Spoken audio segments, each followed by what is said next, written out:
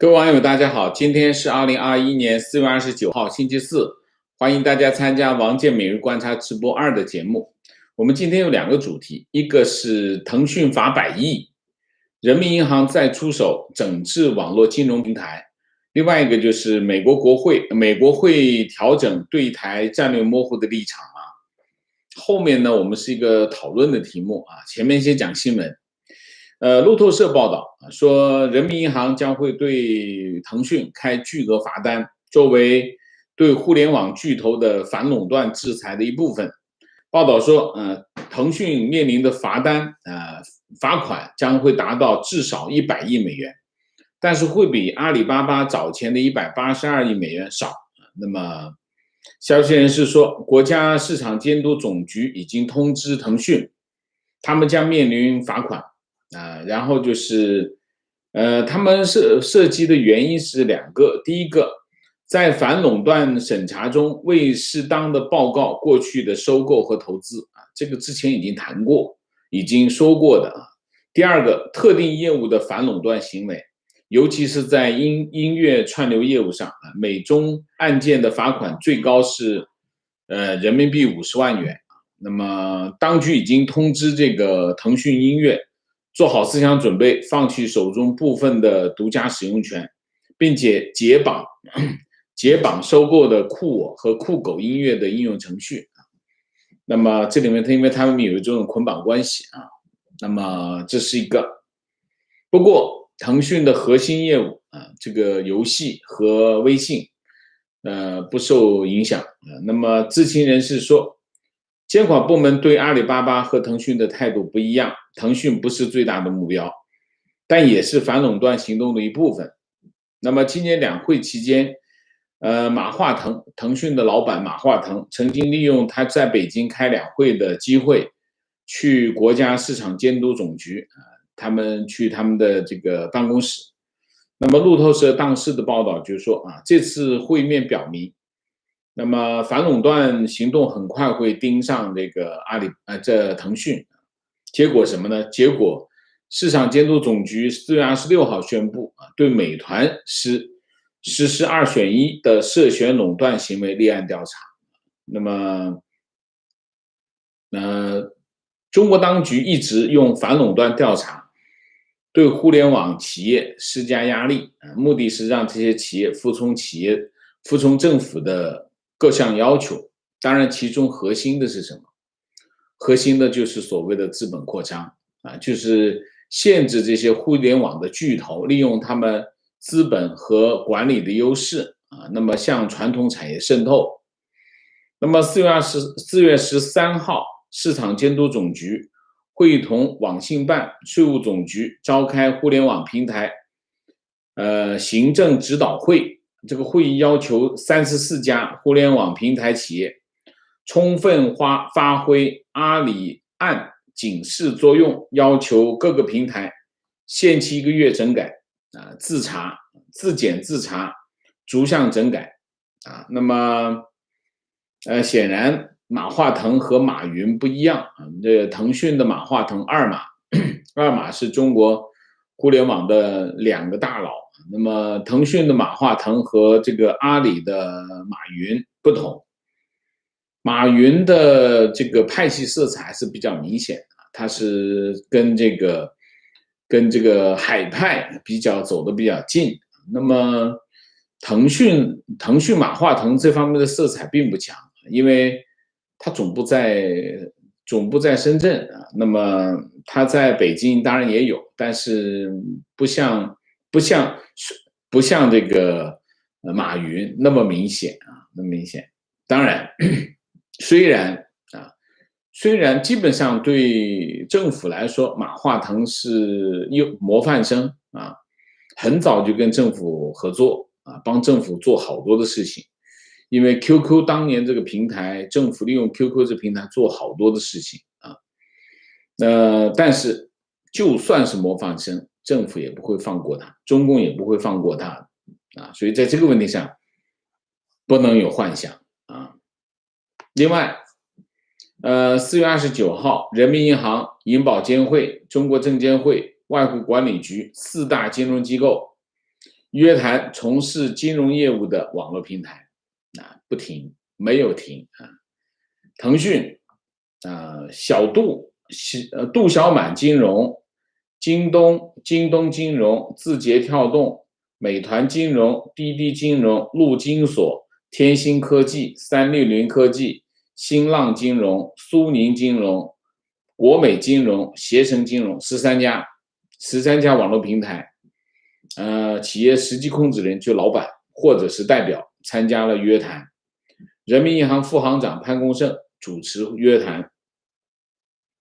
那么官员指出，近年来网络企业普遍存在这个无牌或者超许可范围从事金融业务，公司治理机制不健全，监管套利、不公平竞争、损害消费者合法权益等严重违规问题那么这次联合约谈从事金融业务的网络平台企业具有综合经营特征，而且业务规模较大，在行业内有重要影响力，暴露的问题也较为典型，必须率先严肃纠正这个当然有没有合规呢？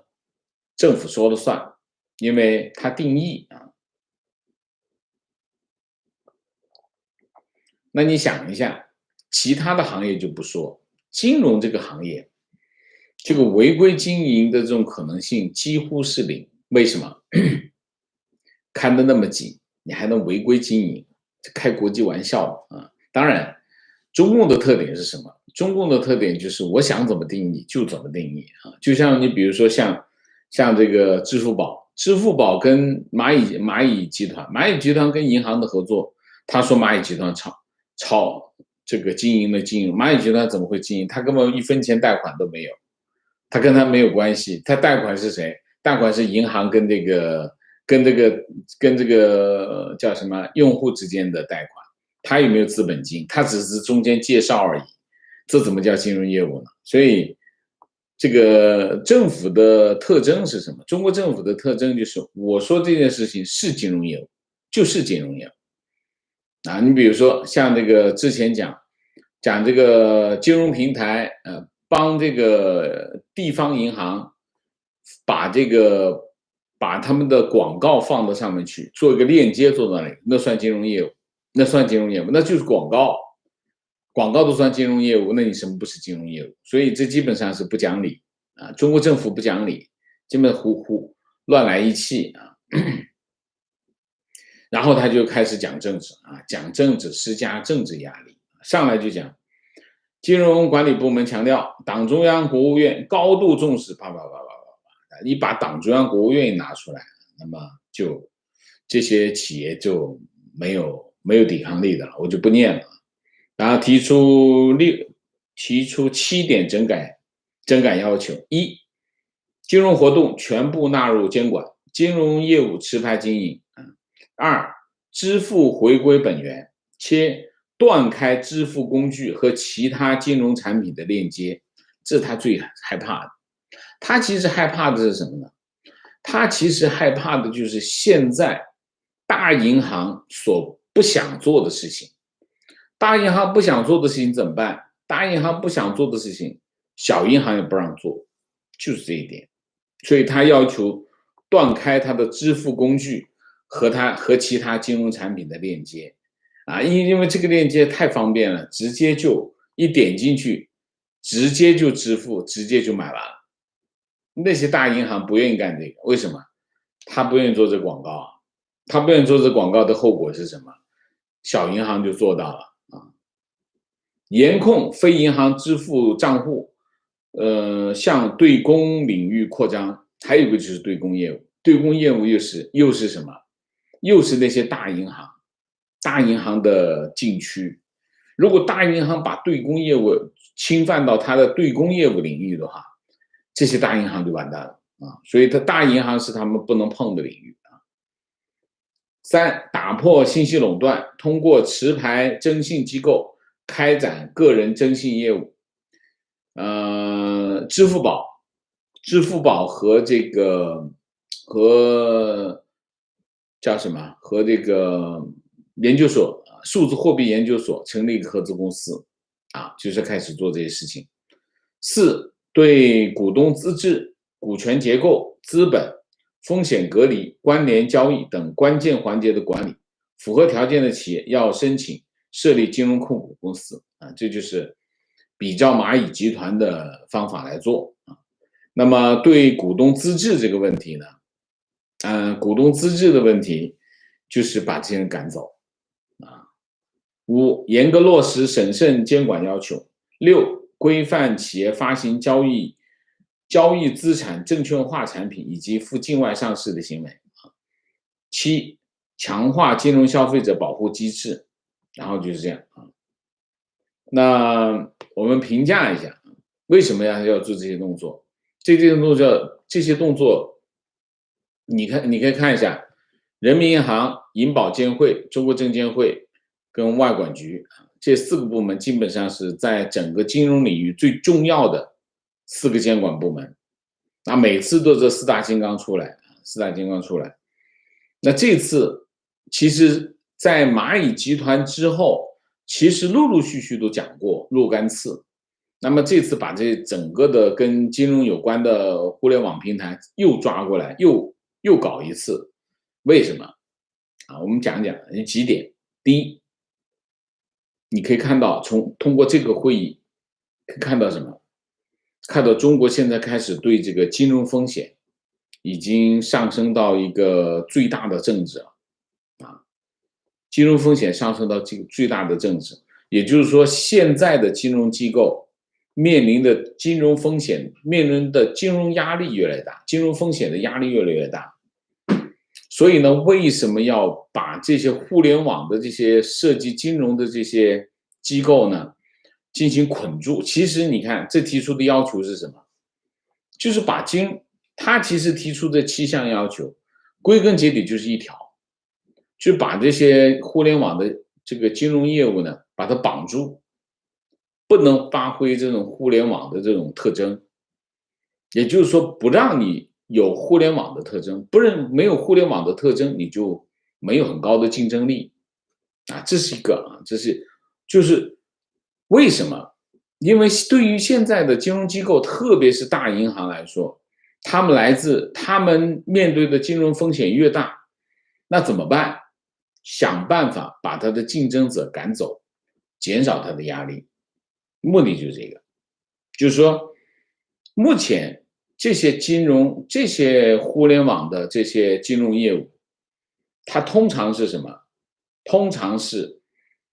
它通常会延伸到金融机构最肥沃的领域，而且他们的这个技术水平比较高，对于这些金融，特别是大银行来说，压力比较大。所以呢，打击互联网延伸到金融领域的业务有2个目的。第一个目的，保全现在金融机构的既得利益，特别是大银行，这第一个目的。第二个目的，控制金融风险外溢，金融风险延伸到金融机构，延伸到互联网，那就是控制金融风险外溢。所以从本质上来说，你可以看到对于中国政府来说，它基本上是3大块，国有经济有3大块核心的，那其他的我们不说第一块是什么？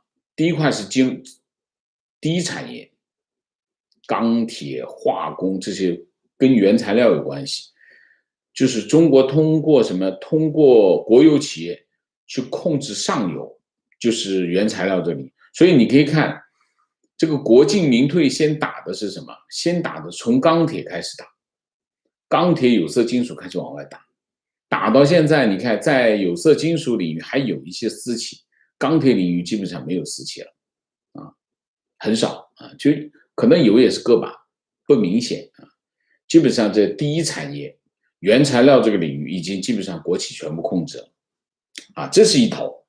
另外一头是叫什么？叫基础设施。基础设施是什么？水电煤基础设施这个铁路交通地铁所有的基础设施控制，一头控制上游，一头控制基础设施。但是这两个领域呢，老实讲呢，钱就不大挣钱。真正能帮政府挣钱的是哪个领域？金融领域。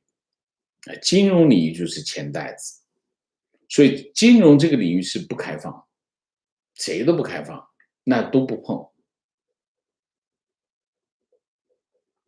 中国天天在喊我们金融领域开放，开放市场开放，开放来开放去，也就是开放了一家，摩根斯坦利开了一家，不开放。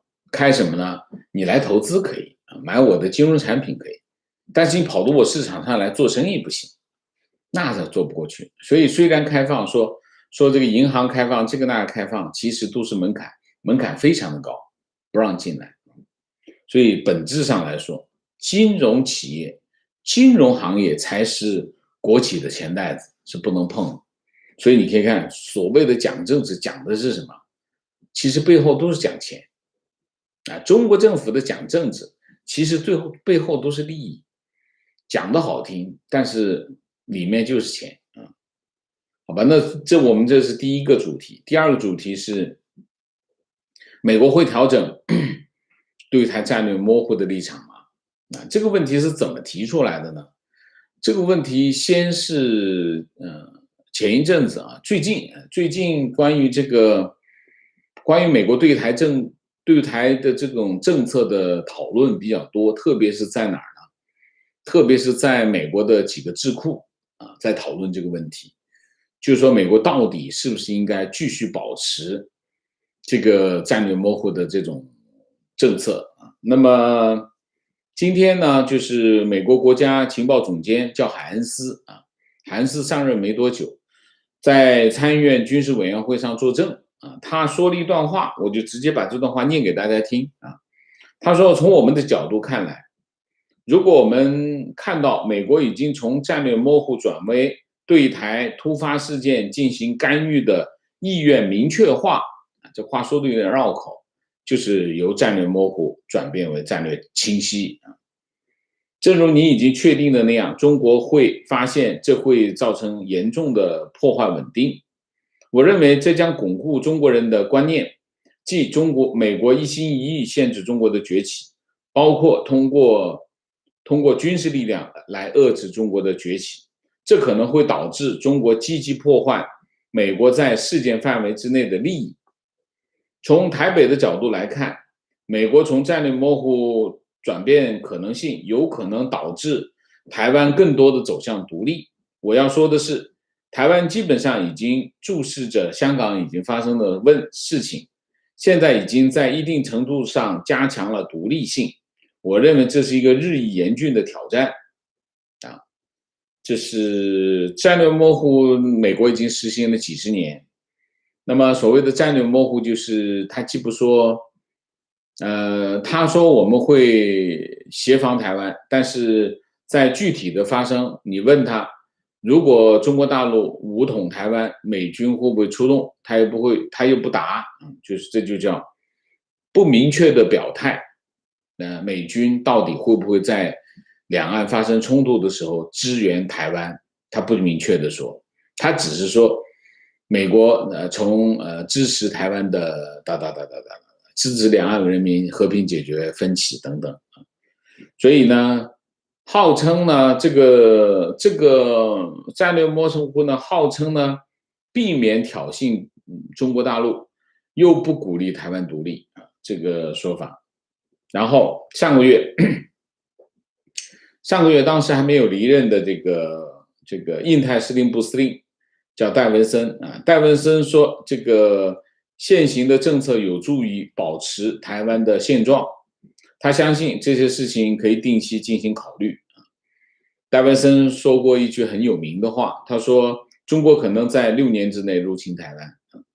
然后这个新任的这个印太司令部的司令叫阿奎利诺，3月6号他接任的这个印太司令部司令，他在听证会上说，中国入侵台湾的可能性比大多数人想象的要近得多他认为中国吞并台湾是他们的第一战略然后台湾的外交部长吴钊燮28号在接受英国天空新闻的时候采访的时候说，中国一直对台湾进行信息战啊，那么混合战、灰色地带行动，这些行动啊，似乎是在为最终军事进攻台湾做准备，但是台湾有决心捍卫自己。吴钊燮指出，中国近来对台湾增加了挑衅活动。他说，台湾要捍卫自己到最后一刻。他提醒国际社会，如果台湾被中国威权秩序扩张夺取，将会造成全球性的后果。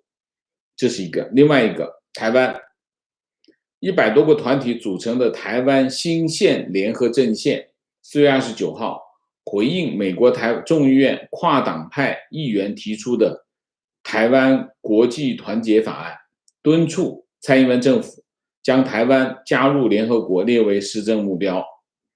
那么美国众议院提出台湾国际团结法案，这个法案呢要表示联合国2758号决议仅仅是处理了中国代表权的问题，并不涉及台湾和台湾人民，台湾地位的问题可以再受到国际关注。这是一个怎么说呢？这是一个非常突出的例子，就是刚才之前讲的这个美国的对台政策战略模糊啊，它到底的意图是什么啊？那么我们来讨论一下这件事情啊，因为我希望我们每天都有一些可以展开讨论的这个议题，讲讲战略模糊的利弊。先讲战略模糊的背景。战略模糊的背景是什么？战略模糊的背景就是中美建交啊。中美建交之后呢，美国要跟中国发展关系。那么既然跟中国发展关系，那么美国对台湾是有承诺的，安全承诺。这是美国最后放弃台湾的关系的时候做出的承诺。其实美国对台湾有6项承诺，其中就是包括安全承诺。但是呢，美国又不希望把这事情讲出来，不希望讲出来呢，所以就形成了一个战略模糊。后来中美关系越来越好，那么美国利用中国来制衡苏联，那么再往后就是中国慢慢的经济起来，中国市场起来，美国又要跟中国做生意，那么战略模糊就更加明显的保存下来。战略模糊其实是在什么时代呢？在小布什跟奥巴马时代是最明显、最清晰的对台湾的形成的压制。所以呢，到了川普时代的做法是什么？川普时代当他启动了这个中美贸易战，然后疫情上来之后，川普总统的态度就是不断的把美台关系提升，不断的推动美国对台政策的清晰度，甚至美国公布之前的保密，这个保密就是美国对台的6项承诺，直接公布出来，由美国国务院公布出来，甚至把这个美国跟台湾之间的这些之前的一些电文都公布出来，就已经非常接近战略清晰的了。就是说，然后这个川普政府的这个行为引起大陆的非常激烈的反应。这个激烈的反应显示什么呢？在这一点上，大陆非常不能接受这一点啊，因为这是一个战略性的改变啊。那我们讲这个战略模糊的利弊，我们先说利啊，我们是从美国的角度来看战略模糊的利弊。第一个，最核心的利是什么？对美国来说，就是保持战略的灵活性。就是说，我不把这个话说出来呢，好处是什么呢？我干也行，我不干也行，对吧？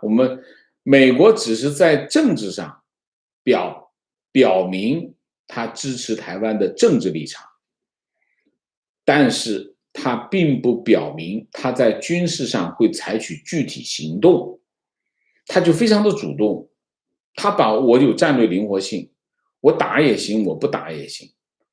如果你不战略清晰是什么？战略清晰，你上来就讲清楚，你要是打台湾，我就保护台湾，我就会出兵支持台湾，甚至我就会跟你打。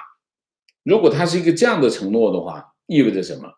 意味着如果大陆真打了，他才真得出兵，否则你怎么交代？没法交代。无论是从道义上，还是从那个国际政治地位上，如果美国说了不算，以后谁还听他的？所以呢，保持战略模糊对美国最重要的一个利益是什么？利益就是保持美国的战略灵活性，这是最根本的。至于说对台湾台独保持压制，我不觉得，如果他在台湾内部的独派跟美国之间的这个战略模糊有没有关系？当然没有1毛钱的关系，这是美国拿出来说事儿的。美国战略模糊这么多年，台独势力在台湾的发展有没有受到遏制？当然没有受到遏制。美国其实遏制台独势力取决于什么？遏制台独势力取决于台湾人民的想法，台湾大部分人民的想法，而不取决于美国的决定或者是中国大陆的决定。中国大陆也吓唬不了台独，美国也吓唬不了台独。所以在这个问题上，我觉得说战略模糊可以遏制台独啊，我认为这是欺人之谈啊，这是美国的一个官样文章啊，欺负大家，大家不认真，不往深里想。你往深里想一下，战略模糊怎么可能遏制台湾呢？这简直是鬼扯。所以，他既不能够遏制台独，也不能够解决台湾大陆对台湾的这种武力威胁。好，那它弊端是什么？弊端第一，不能形成战略威慑，对吧？你不说，你明确的说你会出兵，那你怎么形成战略威慑？那么你就现在看得很清楚啊，中国大陆不断的往台湾飞军机啊，军机不断的飞来飞去啊，对台湾进行武力威胁啊，对吗？你武力威胁你怎么形成威慑？如果是美国上来就讲清楚，我们不搞这个暧昧关系，我直接上来就说我跟他结成军事联盟，你要是攻打他，你就等同于攻打我。你想一下，你愿不愿意做这个事情？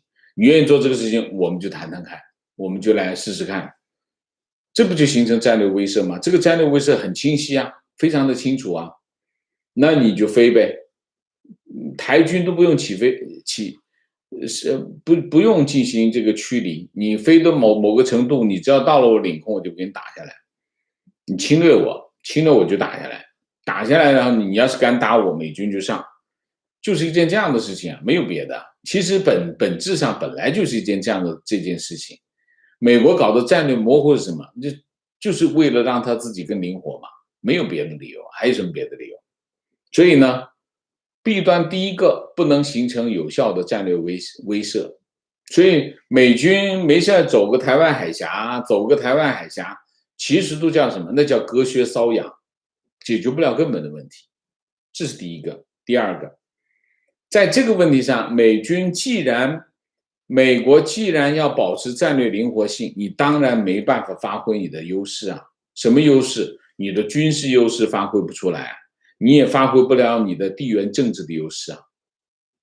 反过来，中国可以利用你的战略模糊，做岛内的工作啊，就上来就跟台湾岛内，利用台湾岛内的这些红色媒体啊，跟台湾人民喊话，美军不会来的。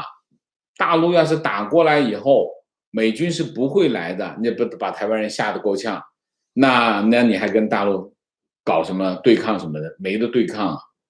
所以在这个问题上，所以台湾为什么有一部分人是愿意跟大陆搞好关系？美军你不要来，原因是什么？原因就是你的战略模糊造成的，没有别的原因啊。所以在这个问题上，所谓的战略模糊这件事情，我们如果是从美国的角度来说，它作为一个保持战略灵活性无可非议，但是这件事情不要讲的那么好听啊，讲那么好听啊，遏制台独，鬼扯，台独才不理你这一套，台独是按照台湾内部的这种政治情势发展，跟美国的这个战略模糊没有一毛钱关系。所以美国讲这个话，台湾讲这个话有道理，跟美国讲这个话没道理，就是这么说法。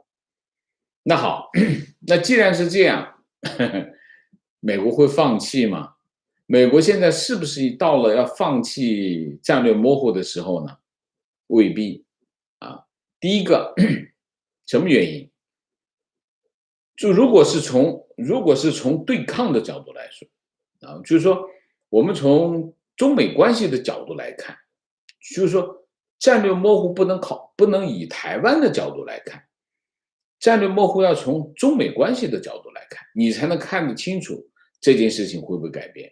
你光从台湾的角度是看不出来这件事情的本质的，就是战略模糊其实不是针对台湾，是针对大陆的，就是亮剑。所谓的战略清晰是什么？战略清晰就是中国大陆讲的把剑拔出来放到桌子上，拔不拔呢？现在是不是到了拔的时候？还不到，就是这个道理。那么在这个问题上，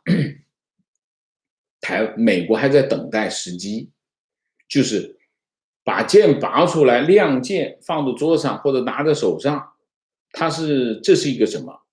这是个震撼弹，这不是什么？这不是仅仅是一个政治政策啊，这是一个震撼弹，或者我们把它当做一个什么？当做一个战略步骤啊，这是非常重要的步骤，就是它不会轻易的动，不仅仅是说我们智库在这儿讨论的问题，而是美国一个非常重要的战略步骤。那现在这个时候是不是到了这个时候？我认为还没有到。为什么？它需要条件，需要什么条件？有3个条件。第一个条件，台湾内部要整合政治立场，你得协调好。对，我们就说这个，我在这里一宣布啊，我对台湾进行协防，然后你那边就有人说我们现在宣布台湾独立，你这不找事儿吗？对于美国来说，它根本的战略利益是什么？就是维持中国大陆、台湾维持现状，不打仗。打仗对谁？对美国没有好处，因为你只要一打仗，美国没有选择，美国其实是一定要去协防台湾，所以他不希望打仗。而且你想一下，你跟一个14亿人口，现在可能没有14亿、13亿人口的国家打，就算10亿人口的国家打仗，你总是得掂量，对吧？所以在这个问题上，对美国来说，它的根本利益是什么？不打仗。不打仗意味着什么？我在宣布这件事情之前，我调整这个立场、调整这个战略之前，台湾内部要先协调好。你别给我惹事儿，你不把这个动作做完，那我就不能够干这个事情。所以台湾要把这个东西弄好，内部协调好，这第一个。还有一个，我们之间，台湾跟美国之间，他们的投名状得交好了，就是双方得配合到位。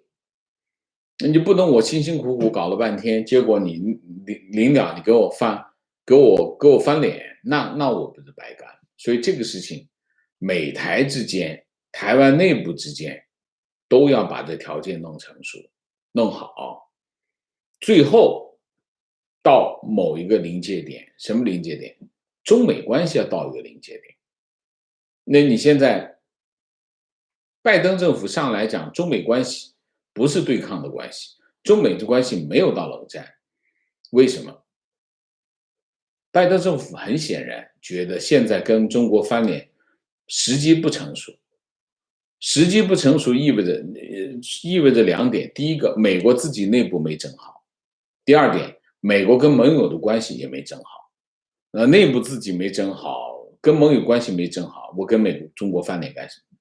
先稳着点儿，不到翻脸的时候，到翻脸的时候我再来亮剑也不迟。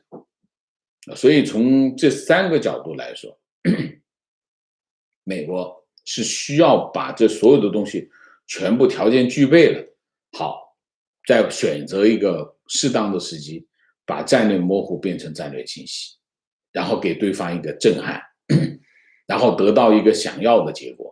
想要的结果是什么？那个时候想要的结果肯定是两岸关系处于一个非常非常微妙的状态。所以在这个问题上，我觉得战略模糊肯定是迟早会变成战略清晰啊。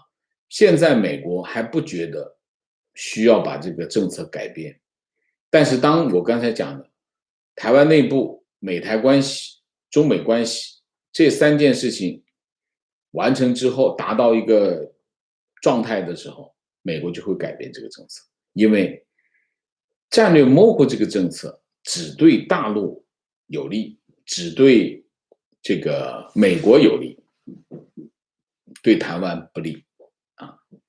所以这件事情就是我认为就大体上是一件这样的事，好吧？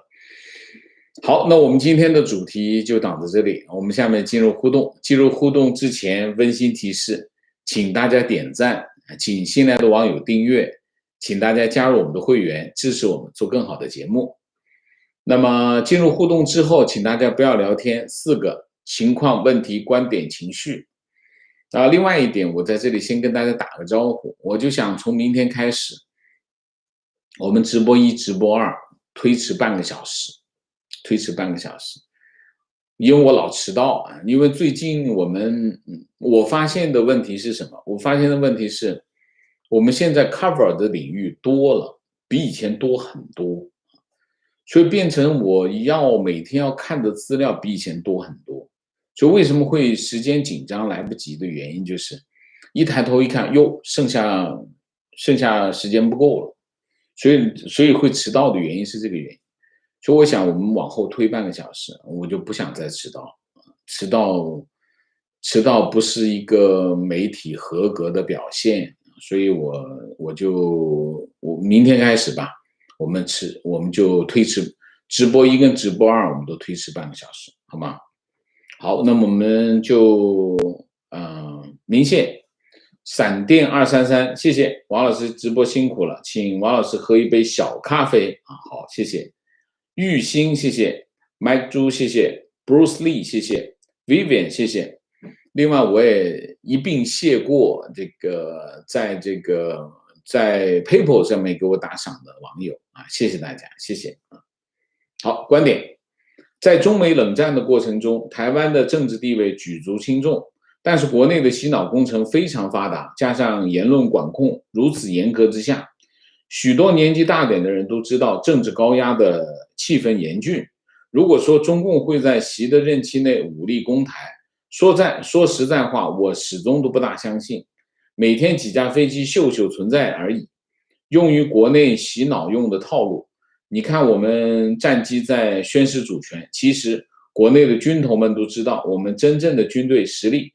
谢谢王老师每天的新闻陪伴我这1年，祝王老师身体棒棒的，每天心情棒棒的，谢谢啊。武统呢，我一直认为中国还没有武统的实力啊。我就不每次都讲了啊。情况：国民党立法委员陈以信其幕僚与美国外交家期刊发表，希望美国维持战略模糊。看得出来，中国的态度很希望维持战略模糊，不知道美国是否会受影响。蔡政府目前正在受到中国有序进行的舆论攻击，目前短期内没有办法对此事有明确的回复。国民党嘛，国民党是共产党的，现在是共产党的小老弟啊，所以他说维持台湾的战略，维持战略模糊意思是什么？你想一下，我们就不说别的，我们就说一个非常简单的道理啊。我刚才没有在那个我们在讨论的里面讲，就说你对中共来说，他希不希望战略模糊还是战略清晰？他当然希望战略模糊啊，对吗？那你想，美国把中国当什么？当竞争者啊，那是客气话啊，那是客气话。如果只是竞争者，用得着现在出这么多招吗？对不对？那你现在，那你肯定要让对方难受嘛？让对方难受是什么？对方难受是什么？中国大陆难受是什么？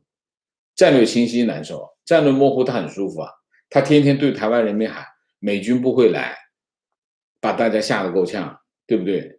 所以从这个角度来说，战略模糊对大陆不利，但是对美国对美国有没有好处呢？对美国有好，利弊参半。有好处，有好处是什么？我形成战略威慑，我省好多事啊，我很多东西我就能用上。战略的坏处是什么？我没有战略灵活性，没有灵活性，我等于跟台湾捆在一起了。那跟台湾捆在一起好不好呢？有好有不好。好在哪儿？好在就是我就对他进行一个，对他的这个战略目标，对他的保护非常有利。不好在哪里？不好就是没有选择啊，没有选择。那你听话，那还行。你要是不听话，把我气得够呛，我也不能说把这个东西给撤了。所以在这个问题上，美国这里面还涉及到美国对台湾政局的控制力的问题啊。如果他完全没有控制力的话，他也不愿意。情况，中国驻日本大使馆推特发了一个漫画，把美国民主比作死神镰刀，要收割日本。我看了之后，只能联想到最近广西幼儿园屠杀事件。CCP 真的太无耻了，无端挑起仇恨。一个大使馆，用这种方式来攻击美国，老实讲，我觉得美国国务院也不能够纵容吧？你说呢？啊，这种级别的攻击啊，怎么说呢？我觉得有两点。第一点，美国或者西方国家对于中共的这种宣传战，认识不足啊，或者是没有反制手段。一定要有反制手段，没有反制手段的话，任由中国进行这种宣传战是不利的。中国有句话叫干得好不如说得好。你以为是什么？干得好不如说得好，很重要。其实这个话很重要，你就要针对他强的这个部分。中共强在哪？嘴上，你得把他嘴给他打残了。现在这个问题上，当然，我觉得你比如说像那个战略竞争法，这个里面就有每年1个亿美元，针对中国的这种恶意这个，我觉得这是一个非常重要的动作啊。观点：上期王先生误会我的意思，我只是想让网友知道人工贵不是一件坏事。拜登的基建政策取之于民，用之于民，工程公司只是拿走了少部分利润。那我不懂，那个，我不知道他们谁拿的部分多啊。但是如果你一家公司，你在一个地方做生意，那么人工工资或者其他的成本，大家都很清楚啊。这其实跟一家公司的运营谁拿得多谁拿得少关系不大。因为你想一下，我在这做生意，对吧？我去投标，我自己得盘算得很清楚，我的成本是什么，租金成本、人工成本、运营成本等等，财务成本，把这成本加进去，再算上我的利润，我去投标。我不知道这个为什么要讨论这个人工贵跟这家跟工程有什么关系？没有关系。如果我们的角度是讲企业，还是我们讲的是民生？我不理解，我不理解有什么其他的意图啊？观点 CCP 把中国经济为数不多的亮点互联网企业打下去了，私营企业的生存环境愈加恶劣，可以预见未来失业率会持续增长。提问：上海市政府4月27号突然确定，从5月2号开始限制所有外台在高峰时段不得进入内环，违反者一律200元3分。我觉得政府以缓和交通为借口纯属谎言，背后有多少利益勾兑？想听听网友的分析。我不知道这件事情，从字面上来看是交通的问题。你说有勾兑，怎么勾兑啊？理论上是应该交通的问题，我看不到这有多少勾兑，怎么勾兑？利益是这样的哈，利益你一定要能够看到点。你比如说，中国外交部说这个进入中国必须要有核酸检测证明啊，3天内的核酸检测证明。然后他公布一个什么呢？你就去这个地方去检测，哎，这就有利益点了，就有人收钱了啊，他这个指定的这个场所，哎，中间肯定收了钱。为什么？因为那家诊所呢，闭着眼睛躺在那里就挣钱，他不会因为他的位置好，也不会因为他的医术高，也不因为他的服务态度，他只要跟领事馆搞好关系，领事馆一指定他，那他就挣钱了，他使劲挣钱，而且他收多少钱你都得交，所以他可能有一半给了这个总领事，就勾兑，你必须看一眼就能看到钱在哪里，钱就在这里，谁掏钱，要去回中国的人掏钱，你总是要看到钱是从哪里来，然后往哪里去，这就勾兑啊。然后你在这件事情当中呢，你就看不到钱从哪里来。你说从罚款来，万一不罚他，万一不违规呢？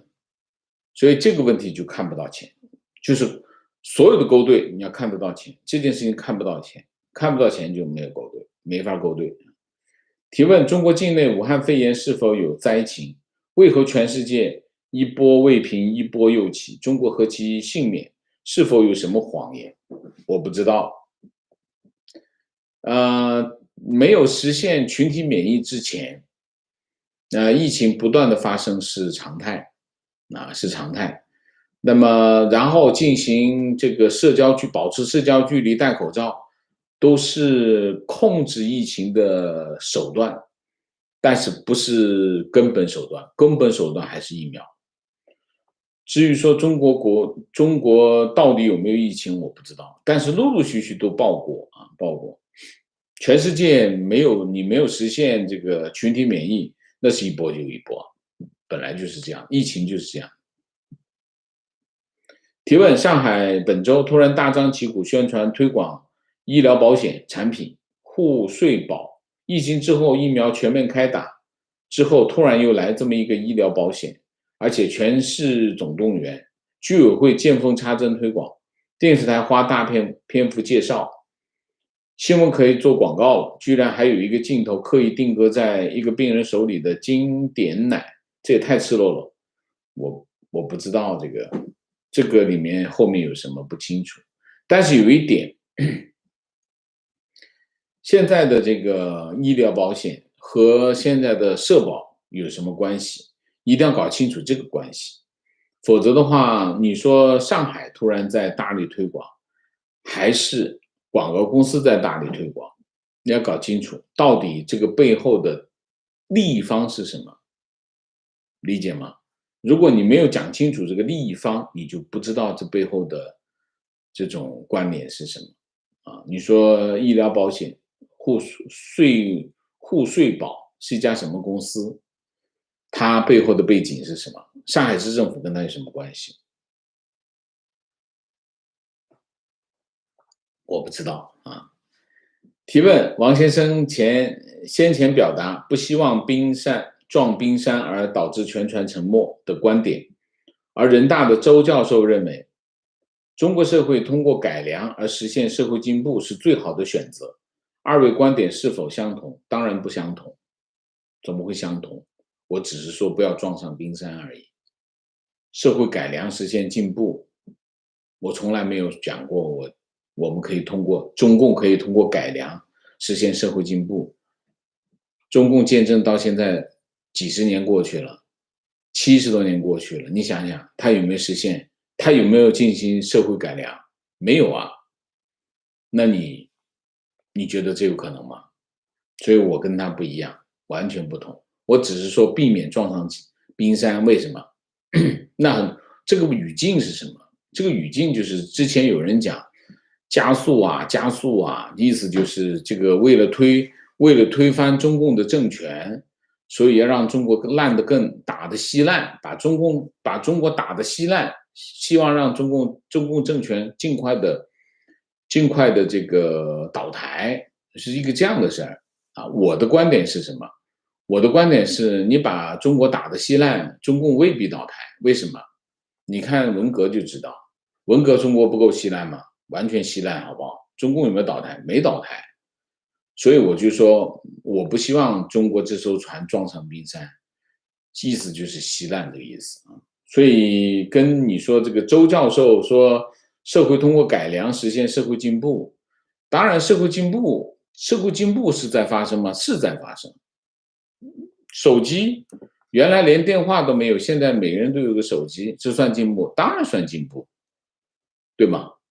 但是这一点和中共的这个残暴的统治一点都不矛盾，一点都不矛盾。中国现在正在进行这个数字帝国，数字叫什么？数字霸权跟社会进步是有关系的，都是一样的啊。王老师提问，希望把我这个念一下：为什么墙内很多人生活非常艰苦，打仗的时候还要捐款，宁可自己生活更加艰难？什么意思？为什么墙内的很多人生活非常艰苦，打仗的时候还要捐款，宁可自己生活的更艰难？我不知道你的问题是什么。就是说他的生活很艰难，打仗的时候跑着去捐款，宁可让自己的生活更艰难。什么时候打仗？打什么仗？抗战吗？抗战那个时候因为打日本啊，不想让日本占领啊，打输啊。至于说什么时候，其他的时候我不知道你说的时候什么时候捐款。情况限制非沪牌是为了缓解交通严重堵塞，我认为也太严苛了。比如住在市中心有一辆非沪牌的车，这样平时根本开不出去。就好比上海市中心很多道路不允许骑自行车，这种政策初衷是为了缓解交通或者是装点门面，非常不人性。反正你没有选票，你就没办法制止他用一些行政措施来限制你的权利。你比如说汽车强制报废，汽车强制报废这件事情，你怎么能做这种事情？其实你说我尾排这个排放不合格，我去改造就是了。你为什么让我强制我报废呢？强制我报废不是侵犯我的私有权？哎，中国就可以啊？为什么？你没有选票啊，你没有选票，你没办法制衡它。你说的这件事情也是一样啊，不让这个摩托车上电动摩托车上不让摩托车行驶，这也是一样啊。我这交通工具为什么不能上路？我都交了税了，那我有我的路权啊。来，他把你路权咔嚓给 remove， 你也没办法。这就是没有什么，就我就经常讲，民主呢不能当饭吃，但是没有民主真的没饭吃，就这个道理。你现在不仅限摩，他现在还禁电动车不让上路，电动车不让上路，你说老百姓怎么过？多少靠电动车在拉货啊、送货啊、跑路的这些人啊，各地政府，你看看抓那电动车像抓什么一样。他说那电动车太快了，电动车太快，你不让他卖呀、不让他卖那超过某个速度的车啊，你又让他卖，然后买了以后你又开始抓，满大街抓，这什么鬼？就是这样的事情。所以你现在什么非常不人性，不是这个问题，核心的问题是政府的权力没有人限制他，他想怎么今天一拍脑袋，这里不让，明天一拍那里不让，你没有一点办法啊，就是这个问题啊。情绪如老师所言，中共利用美国的战略模糊，在台洗脑出一批亲中派，对社会撕裂伤害很深。其他网友或许无法体会，台湾人真的受够了这种人不人鬼不鬼、不正常的国家形态。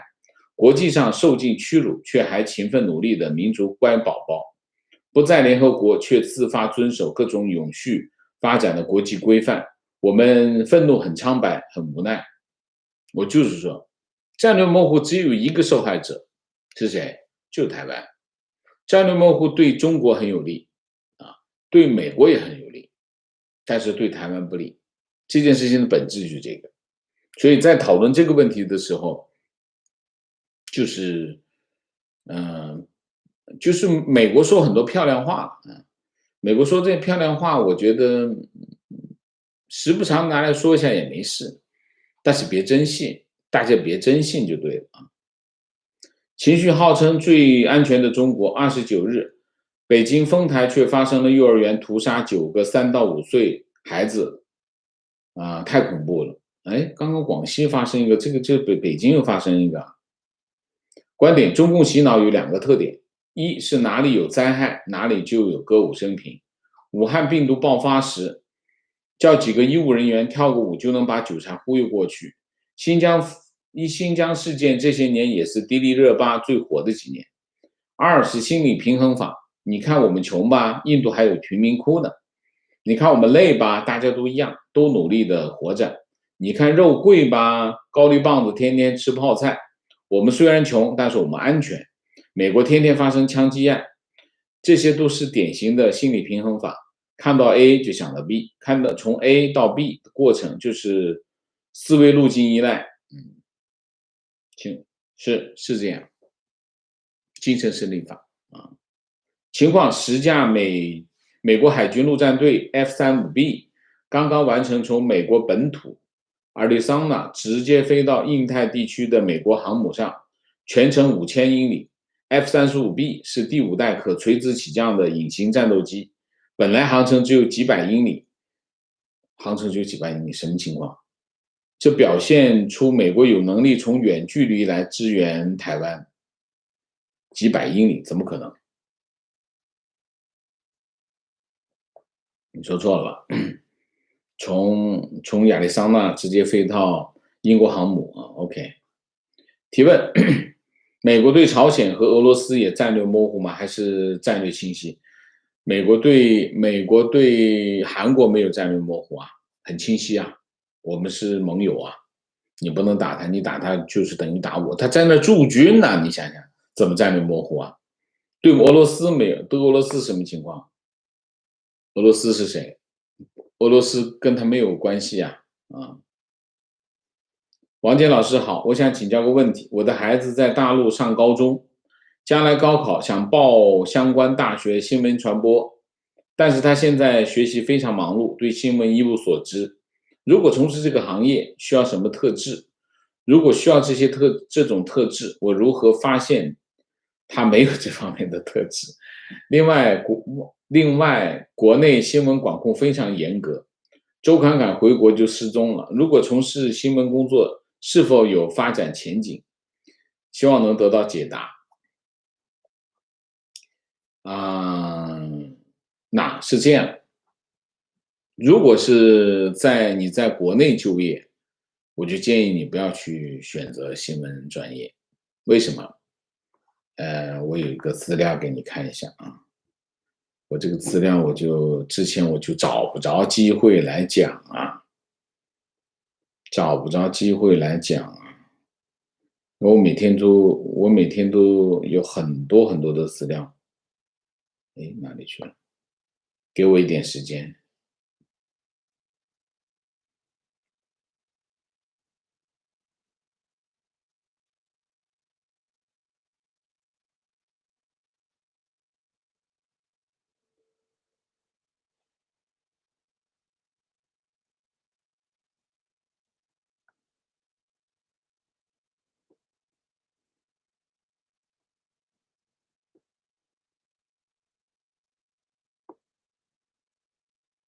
哎呀，我已经找不到哪去了。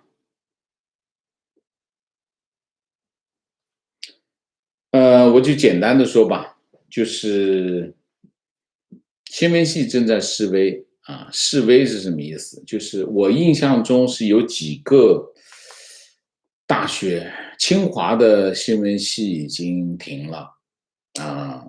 我留过的这个资料，我忘记在哪里。我是准备讲一次的，结果新闻一直很多，就没有时间讲。嗯，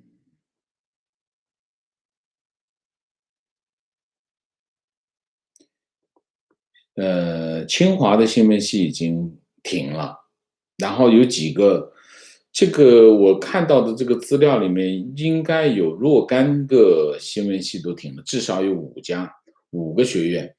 清华新闻系还是这2年还是比较火的哈，所以呢，从这个角度来说呢，可见什么呢？从这5个大学的新闻系，好像还有南京还不知道是谁忘记了，人大新闻系，人大新闻系也停了。人大新闻系，我在读新闻系的时候，是80年代的时候，中国那个时候有5个新闻系。我读大学的时代，全中国只有5个大学有新闻系。我说给你听：人大新闻系、复旦新闻系，这个厦门大学厦大新闻系、暨大新闻系，还有个哪一个呀？人大，武汉大学新闻系，5个大学有新闻系，全中国有只有5个大学有新闻系。我在读大学的时候，1984年，那当然后来这个不断的扩招，各个大学都在办新闻系，所以人大新闻系停掉，说明什么？说明这个社会对新闻系的需求在下降。人大新闻系是很有名的，是很有传统的啊。一个人大新闻系，一个复旦新闻系，还有一个厦大新闻，这3家新闻系都是很有名的。我印象还有一个哪个新闻系？暨大新闻系，我读的是暨大新闻系啊。所以呢，从这个角度来说呢，可见什么呢？可见中国现在国内的这个需求，对新闻系的需求在下降。如果你在国内就业的话，我就不建议你去读新闻系。这是第二，中国对于言论的管控越来越严。那么新闻系你毕业了，肯定在新闻媒体。新闻媒体现在面临的两个情况，一个情况就是传统媒体，我们讲现在报社跟杂志社传统的报社跟杂志社已经基本上崩盘了，很难养活自己都是靠政府补贴各个就是宣传部补贴给钱那么不给钱的基本上就要倒闭，这是第二个还有一个就是现在已经蔓延到什么地步呢？现在已经蔓延到电视台，电台还可以电台的这个生存空间还可以。电台的生存空间的原因是什么？因为电台它成本低一个，第二个，现在有人开车，大家开车越来越多，电台进车辆一开，会开个收音机，所以电台收听率还可以，因为有汽车。那电视台的情况就很惨，现在最有名的几家电台只是靠着这个综艺节目撑着，其他的节目都赔钱，赔得一塌糊涂。所以各地的电视台是在崩盘当中报社崩盘，杂志社就不用讲，然后是电视台开始，那已经风光不再。现在就剩下了什么？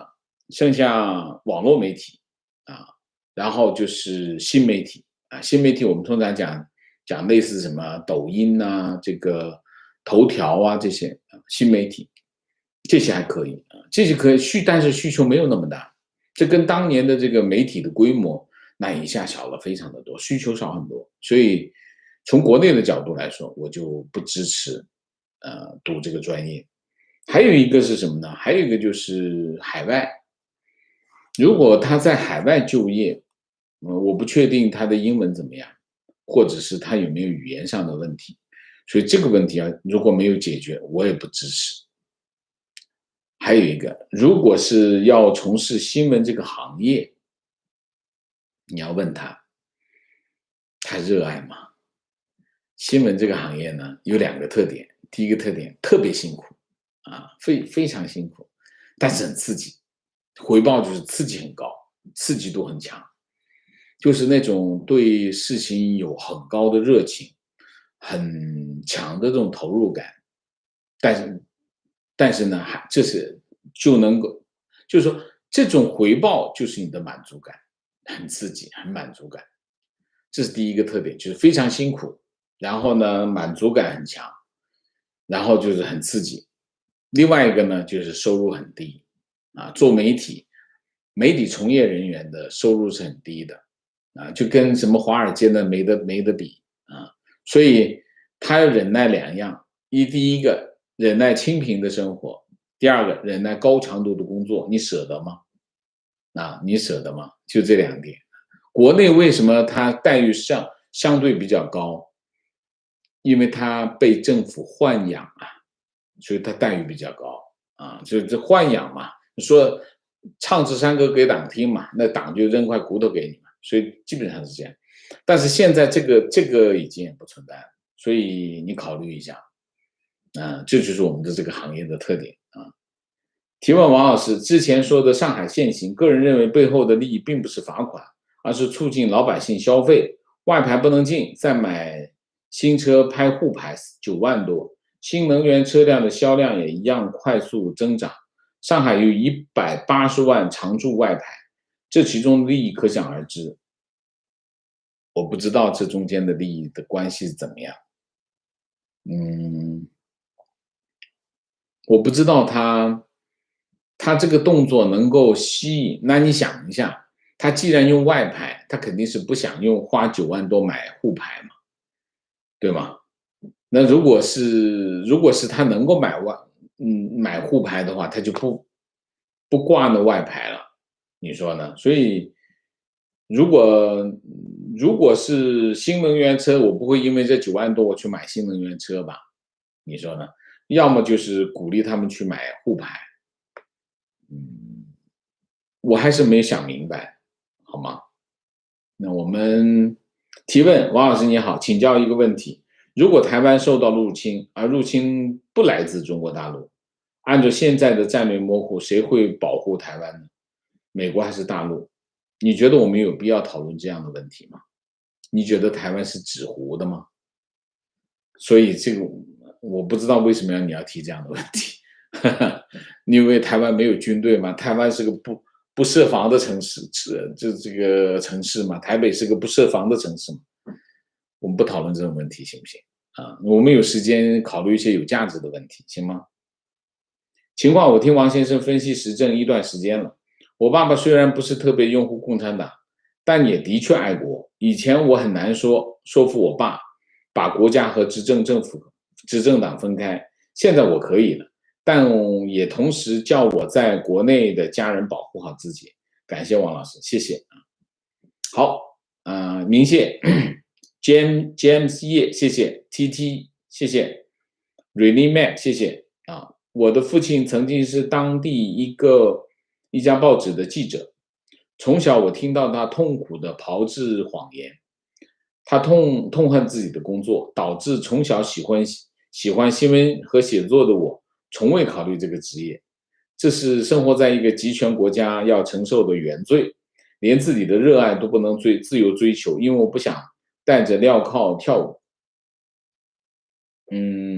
在以前哈，当然不是习近平之后，中国的报业就进入了寒冬。那么习近平之前，其实有一段时间，中国的报业发展还是可以的，不仅仅是报业，新闻这个行业发展还是可以的。然后其实是从谁开始呢？从胡锦涛开始，胡锦涛收紧这个新闻这个控制，所以其实很多人觉得胡锦涛、温家宝还行，其实他们不知道啊，只是跟这个习近平比了。其实胡锦涛那个时候已经把新闻收得很紧了啊，就从和谐和谐掉了。有一段时间还是可以的，这是一个。另外一个就是我们其实在新闻这个行业还是有很多细分的领域，不是每个领域都跟政治有关系啊。当然你也会碰到政治，但是大部分人都，中国的新闻行业还没有解决新闻技术的问题啊。很多的时候，我的同行经常找我抱怨说啊，这个新闻不能报，那个新闻不能报。以前我就跟他们讨论这个问题，就是说，是不是不能报这个新闻你就无所作为了？其实并不是啊。你把稿子写好，你把标题取好，你把版面布置好，你把一个新闻专题拍好，你把一个新闻专题在这个电台里面设计好一个新闻专题，其实这已经够你奋斗一辈子了。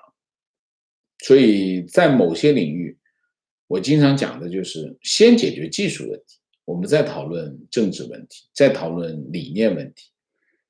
中国经常遇到的情况是什么？很多人连技术都没有过关，天天跟你谈理念，就不专业嘛，不专业。所以我觉得，首先，不完全是没有空间的，还是有空间啊。你比如说写作，写作也是一样，你先把你东西写好，那上来就这个谈人生、谈理想、谈政治、谈这个谈那个，你文字都没过关，你讨论这些，你可以看很多中国很多这样的问题。中国人经常遇到的问题是什么？就是在专业上不追求，只讨论理念，那其实是没有用的，是吧？啊，王老师提问：我有一个很好的朋友，我们经常会推心置腹的聊，我们也有共识，尽自己所能出去。我最近半年从他的字里行间了解到，他的想法在改变。他的想法是中国大陆每天都在进步，是在朝好的方向发展。我们每个人都应该做点什么。如果都逃了，中国怎么进步？我们每个人做好自己，这个社会就会朝好的方向发展。我们的孩子会有自由的空间。我不认同他的想法，试过几次跟他聊，他很坚定。你怎么看？当然，我们每个人我们每个人自己都进步一点，这个社会会进步，这个没有错。社会进步，社会是在进步啊。从1949年到现在，中国社会有没有进步？中国社会是在进步，每天都在进步，这没有疑问。但是，中国社会的进步和中国现在的政治环境，它同时存在，它同时是存在的。那种社会不公，这种社会的这种中共的这种政权对民众的这种压制，它同时都在存在。那么，他愿意留在国内，他认为用这种方式去改变这个社会，也没有什么不妥当的地方，这是他对这个社会的认知。所以你可以告诉他你的看法，他如果不接受，那你要尊重他的看法，也要尊重他的选择。我还是那句话，中国人要学会允许别人跟你不一样。之前还是有人说我们是不是要求太低了？中国人应该表现宽容，中国人应该表现这个理解。我们先不要谈那么高层次的事情，我们先讨论，我们先谈什么？谈允许其他人跟你不一样，先把这件事情搞定。中国人如果都能够做到这一点，别人跟你不一样，你要坦然处之，那中国社会就大大的进步了。或者是中国人就已经和现代人类文明靠近了，先把这个问题搞定，好不好？好，明谢 James 叶，谢谢 TT， 谢谢 Rainy Mac， 谢谢。好，我们今天的主题就到这里，谢谢大家参与，我们下个节目再见。再见之前，请大家点赞，请新来的网友订阅，请大家加入我们的会员，支持我们做更好的节目，做更好的自己。谢谢大家，谢谢。